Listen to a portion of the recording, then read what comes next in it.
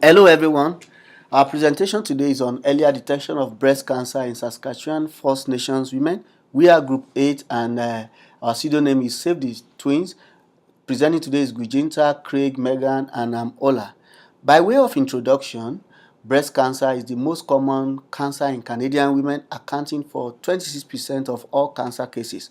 1 in 9 Canadian women is expected to develop breast cancer in their lifetime, and 1 in 29 cases will eventually result in death. Also, breast cancer is the second most common cause of mortality after lung cancer, and it's noted that mortality rate for breast cancer is actually decreasing.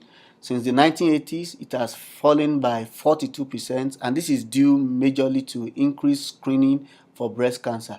Now let's look at the data for breast cancer in First Nation women specifically. Just like in the general population of Canadian women, it is the second most common cause of mortality after lung cancer.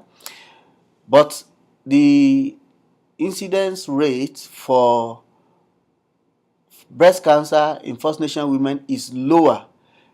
We have 11.2 cases per 100,000 cases when you compare it to that of non-First Nation women, which is 96 cases per 100,000 population. The good news stopped at that point, and the bad news is that rates for breast cancer in First Nation women is actually increasing, and also the survival rate for women that have breast cancer in First Nation women is actually lower when you compare to the larger population. Now, why is this lower rate for survival in First Nation women? One, because diagnosis is made at a later stage of the development of breast cancer, because there is lack of awareness, because there is barrier in access to cancer prevention programs, and this barrier in access is shown in the fact that only 30% of First Nation women live close to a regional cancer center when you compare that with 51% of non-First Nation women with access.